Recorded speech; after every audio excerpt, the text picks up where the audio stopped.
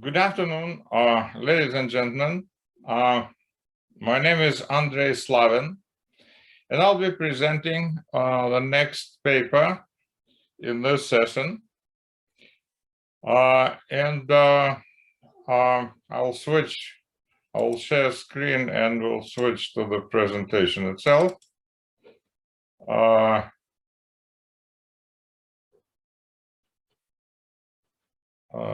Slideshow.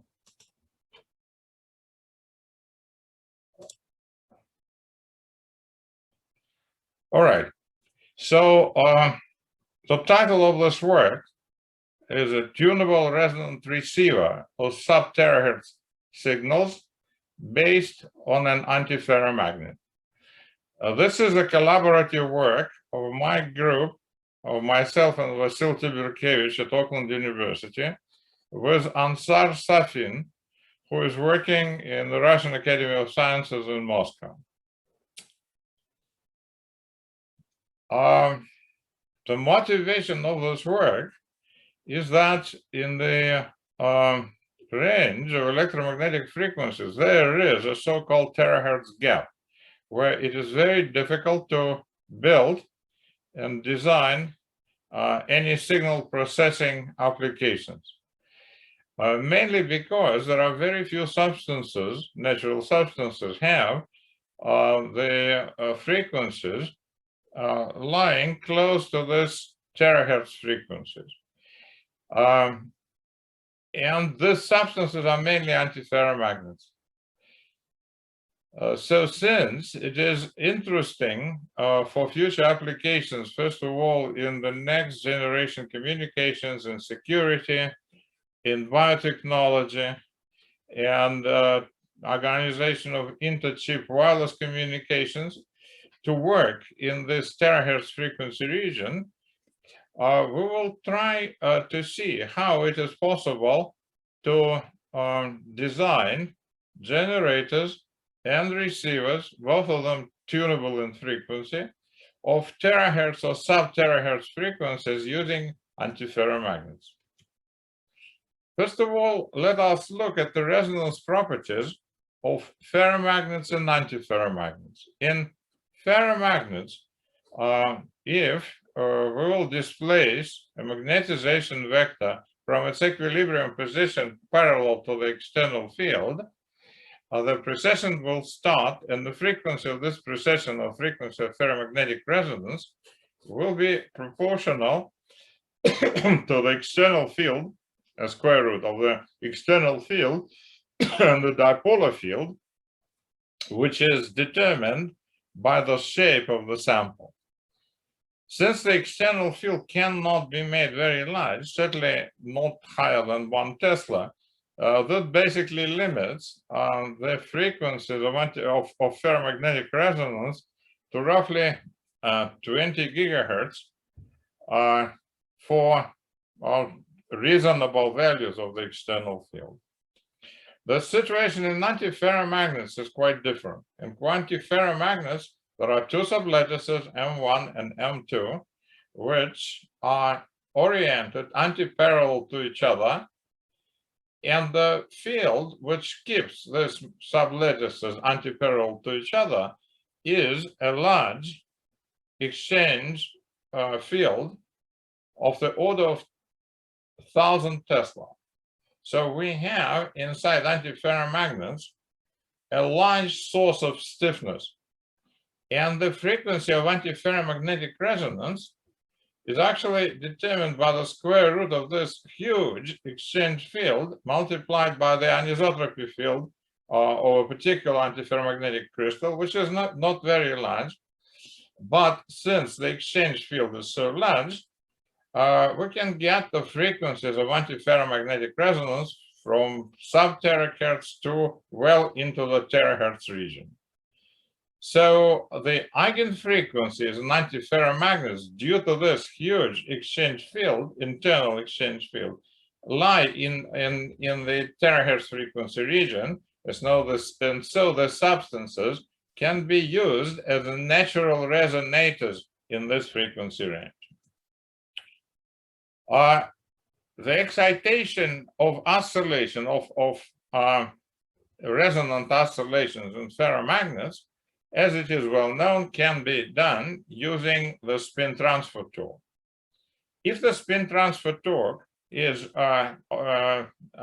created in such a way that the polarization of electrons is parallel, polarization of spins is parallel to the effective field in the antiferromagnet external field, then there will be a spin transfer torque determined by this double cross product, and this term is similar to the damping term, and depending on the sign in front of this term, which is determined by vector P, by vector of polarization, we can get either the compensation of damping or enhancement of damping. But when we have a compensation of damping, we can eventually excite the eigenexcitation in the ferromagnet at the frequency close to the frequency of a ferromagnetic resonance. The situation is in antiferromagnet is quite different. If we apply the polarized current or simply spin current with polarization P, and this polarization coincides with the direction of one of the sublattices, then for one of the sublattices, the spin transfer torque could be destabilizing and could try to move one sublattice from the equilibrium position, while for the other one, this same spin transfer torque will work as an additional damping. So net result of the action of spin current on the antiferromagnet, if polarization is parallel to the sublattice magnetization, will be zero. However, if the same spin current is applied in such a way that polarization is perpendicular to the direction of magnetization, the situation changes. In that case, the application of a spin current can lead to the tilting of the sublattices. This tilting will be rather small. It will be determined by the angle theta tilting. It will be proportional to the applied spin current. And as soon as this tilting is happening, like it is shown now, the tilted sublattices will experience the action of the huge exchange field inside an antiferromagnet, and the whole system of sublattice magnetization will start rotating with a Larmor frequency proportional to the exchange field and to the sine theta. Sine theta is small, exchange field is large, and so we can get frequencies which are in a sub-THz or even in THz frequency region. The calculation shows that what you can get the generation of frequencies in a THz frequency region, sub-THz to THz frequency region, when the current density is about 10 to the 8th ampere per square centimeter. So the same current density which is regularly used in spin torque oscillators. The description of dynamics, in this case inside the antiferromagnet, can be done if we introduce the Néel vector, which is a difference of magnetization sublattices, sublattice magnetizations, and this Néel vector will be characterized by its length and the angle phi. And for this angle phi, we will get the dynamical equation, which is called the equation of a sigma model, which looks in the following way. It has a second derivative of the angle phi. This term describes the inertial properties of this motion, and the coefficient in front of this term is inversely proportional to the exchange field. And this is basically an effective mass of, well, a particle described by this equation. Then we have a damping term, which contains the Gilbert damping and the first derivative of the rotation angle.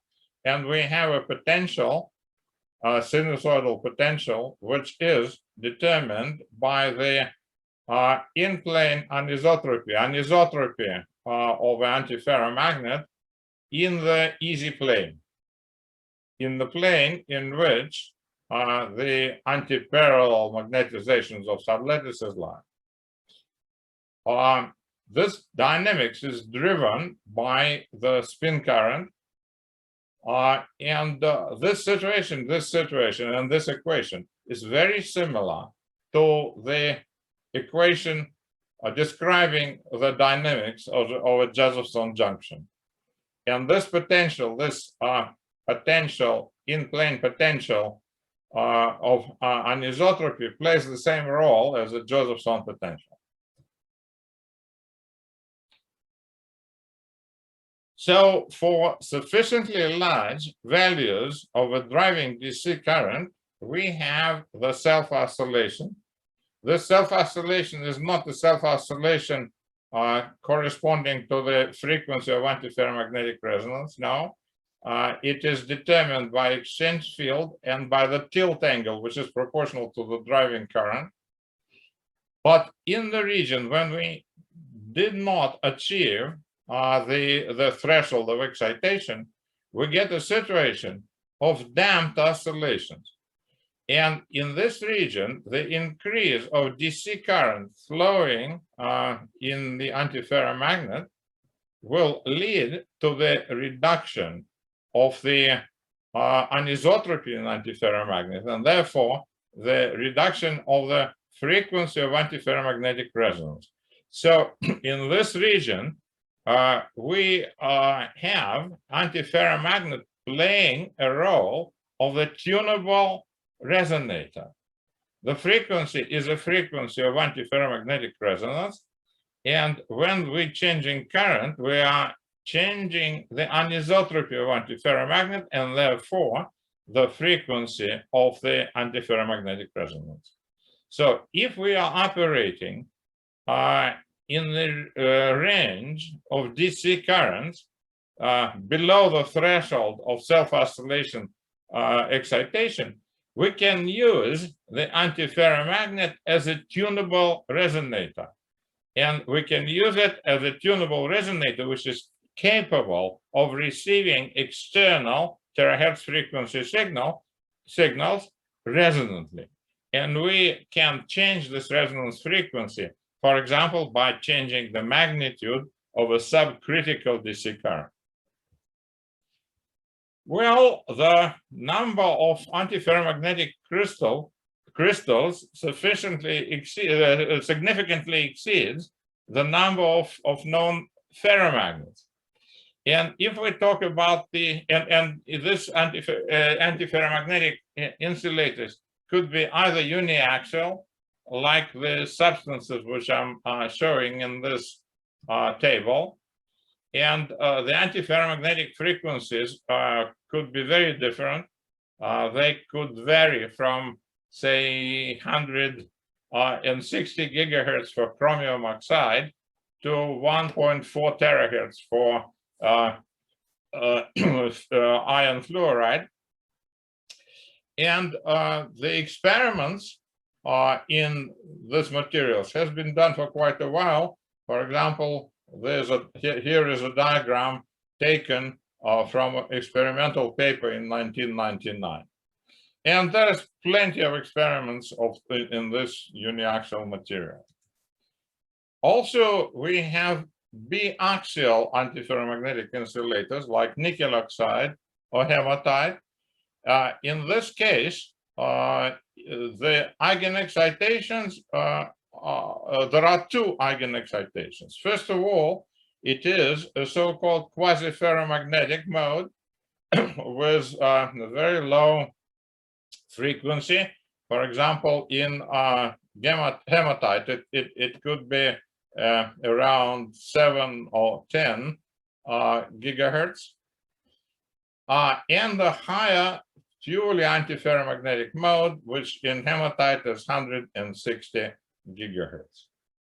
So in the biaxial antiferromagnetic insulators, there are two different eigenmodes, and so we can use it to resonantly receive signals, external signals, in a pretty wide range of frequency.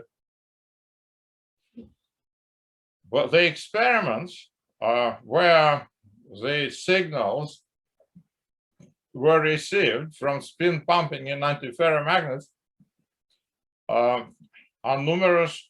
There are several papers published recently, and in all of these papers, it was possible to excite the antiferromagnetic crystal by the external signal at one of the resonant frequencies, and then to measure the spin pumping of the magnetization dynamics excited in antiferromagnet using the adjacent layer of heavy metal like platinum and using the inverse spin Hall effect. Some experiments were performed in hematite, and also in hematite it was possible to see really long distance spin transport. And this spin transport was possible because there are two linearly polarized modes. This mode has different frequencies, and if you excite the material at a particular frequency, you excite basically two waves with a certain difference in wave numbers, and so you can transfer angular momentum in the substance, which has been demonstrated experimentally in the several works by Lebrun and collaborators. So the effect of spin pumping from the insulating hematite has been demonstrated experimentally, and the reason and the main interest, not only by the Lebrun and collaborators, but also there's a recent paper in ARXIV from China where the similar results were obtained. And the interest to the hematite basically is determined by the fact that the lowest mode of excitation in hematite lies in the region of several gigahertz. So it can be seen using the readily available microwave measurement devices. Our goal in this particular work will be to create a tunable resonant receiver of sub-THz signals based on an antiferromagnet. And we are interested in a possible tunability by the electric DC current, bias current, by magnetic field, maybe by application of electric field to the magnetostrictive crystal adjacent to the antiferromagnet, or to the increase using the increase of temperature. The output of this dynamics can be obtained, can be measured either by the inverse spin Hall effect in the adjacent heavy metal layer, or using the magnetic antiferromagnetic tunnel junction. And the method of extraction is either electric current or excitation is either the electric current or electromagnetic external source. Well, the first work, theoretical work, were use of antiferromagnetic dielectrics as detectors of sub-THz signals were done in 2017. And in that case, it became obvious that you can only get a signal from a device like this if the external microwave signal is circularly polarized. So if we have an angle of polarization of pi/4, then we get a reasonably good sensitivity of detection of a signal, and the device works as a quadratic detector with the reasonable sensitivity of about 200 volts per watt. In this work, we are proposing a modification of such a device where the antiferromagnetic crystal is placed between two layers of a heavy metal, and the lower layer plays the role of a supply line where the DC current in combination with the AC signal which we are trying to receive is supplied, and the upper layer of heavy metal is used as a detector where we are receiving a spin pumping signal from the antiferromagnetic dynamics in the antiferromagnetic crystal. The description of this dynamics is used using the sigma model for the Néel vector. Here is the equation, and in this equation, you see that there is inertia term, there is a term describing Gilbert damping, there is a term determining the resonance property. This is the anisotropy term with the tensor omega, and there are driving terms where sigma coefficient is just the coefficient of conversion of electric current into spin current, and there are two terms describing spin torque effect for DC current and the AC current. It is important, by the way, that polarization of the AC current is perpendicular to the polarization of a DC current, and it could be a situation when polarization of the AC current and DC current are parallel to each other. First of all, we need to solve the static problem, the problem of action of just the DC current on the device like I have described. So if we ignore the action of the AC signal, we will represent the Néel vector as a static part of a Néel vector lambda and the dynamic part S. And we'll get the static equation, which obviously contains the action of the DC external DC current with the coefficient sigma. And what it does when the DC current is non-zero, it changes the direction of the static part of the Néel vector. So the DC current, the action of DC current basically leads to the change of the orientation of the static part of the Néel vector.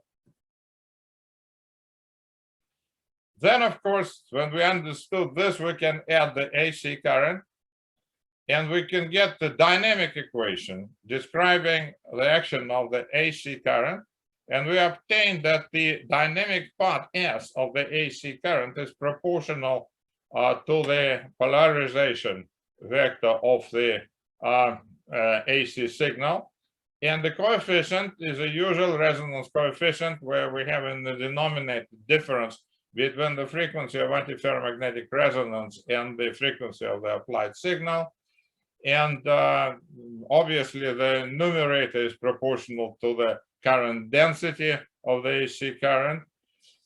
So we get a standard resonance situation.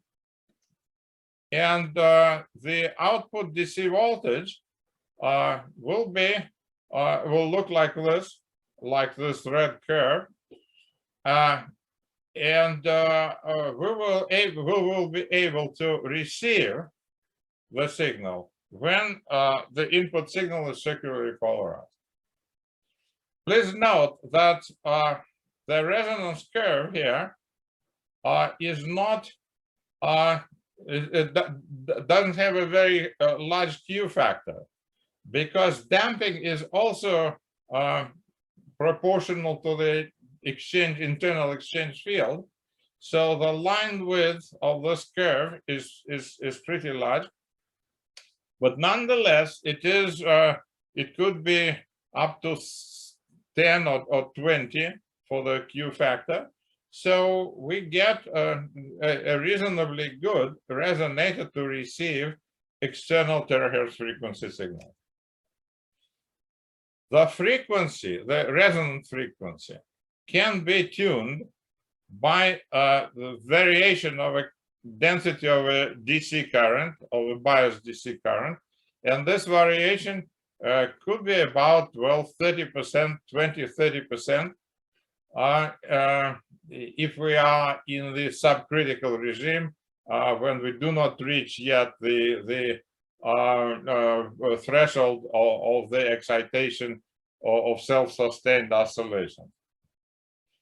The line width in this case is practically independent on the current density, so we can get tuning with practically the same value of the line width. And the sensitivity, volt to watt sensitivity of the detector is pretty large. It is comparable to the sensitivity. It is 1000 volts per watt, which means that it is comparable to the best detectors in semiconductor physics, to the detectors made on Schottky diodes and on GaN diodes. So the issue is that to be able to use antiferromagnetic crystals as detectors, we need to guarantee that the external signal is circularly polarized. How can you do that?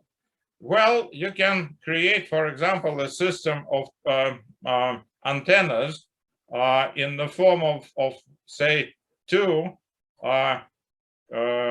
antennas at 90 degrees to each other, or you can put the detector inside the waveguide where TE10 mode is excited, or you can put your detector consisting of antiferromagnet and platinum layer or heavy metal layer in the gap of a slot line where polarization of the field is also circular. And if we are talking about hematite, then we also need to take into account the fact that hematite possesses the DMI effect. There is an antisymmetric exchange in DMI, and this effect should be taken into account. If we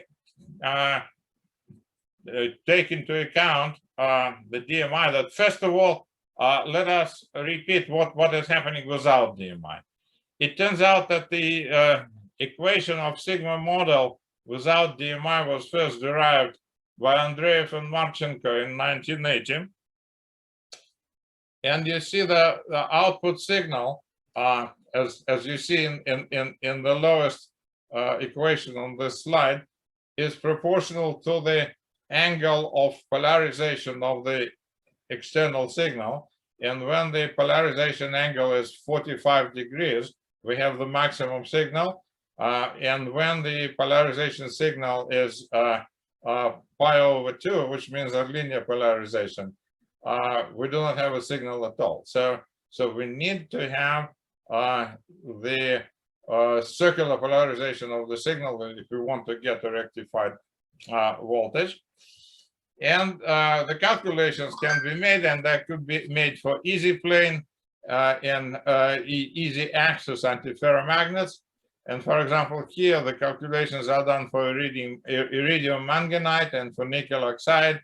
And nickel oxide is biaxial antiferromagnet, so two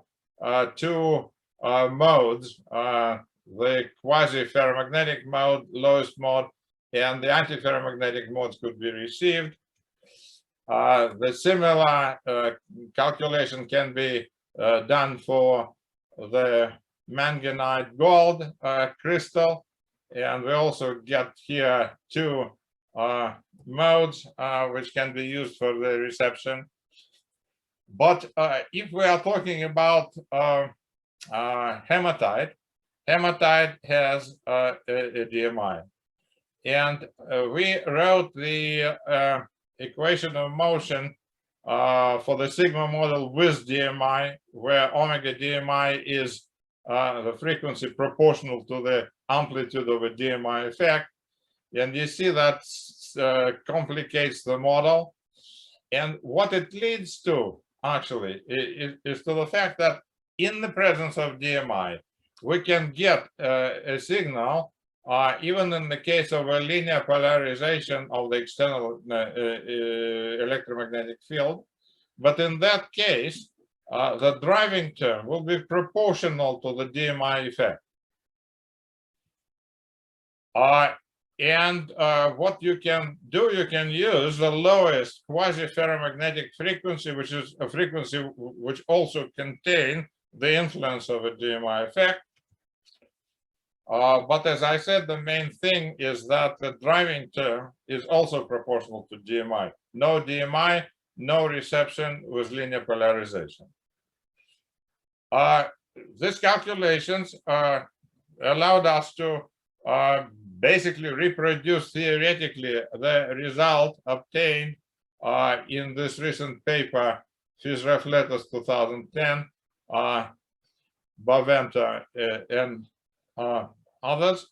So the line here, the blue line, basically describes the experimental results in Bonaventure pretty well.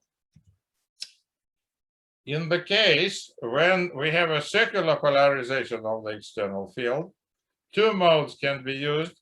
One of the modes is influenced, the frequency of the mode is influenced by DMI strongly, another one differently. By the way, this equation has been obtained previously without the sigma model, but we were able to reproduce these results using the sigma model. But in both these cases, the driving term is unrelated to DMI, and DMI doesn't play any significant role in driving. The calculation for the hematite is done here, and we obtain the resonance curve for the low frequency mode and for high frequency mode. And one thing which should be mentioned is the fact that we can actually change the frequency of antiferromagnetic resonance, not only by the current in the platinum layer. We can grow the antiferromagnetic crystal on the piezoelectric, and if we apply voltage to the piezoelectric, we will be able to do two things. We will be able, first of all, to change anisotropy of antiferromagnet due to this magnetostriction effect, and that changes both the threshold of excitation of self-sustained oscillations, and also in the subcritical regime, it changes the frequency. Recently, a paper was published by Consola and others, where this influence of magnetostriction was discussed in detail, and it turned out that only the lowest quasi-ferromagnetic mode can be shifted in frequency by the electric field. And it also turned out that the coefficient describing the dependence of the frequency of the lowest mode on electric field in nickel oxide is rather small, but in hematite it's 100 times bigger. So if we are using a hematite crystal, we can substantially change the resonance frequency of the lowest mode by the application of the electric field to the crystal. The extraction of the signal from the device like this could be done either by the spin Hall effect or using the antiferromagnetic tunnel junction, and that could increase the level of sensitivity. And in conclusion, we demonstrated theoretically that antiferromagnetic crystals can be used as active elements for resonance detection of terahertz frequency signals. The sensitivity of such a detector can be basically the same as the sensitivity of passive Schottky and GaN detectors. And the effect could be observed experimentally using the electric injection and detection of spin currents via the spin Hall effect or in antiferromagnetic tunnel junction. Thank you for your attention, and I'll be prepared to answer your questions. Thank you.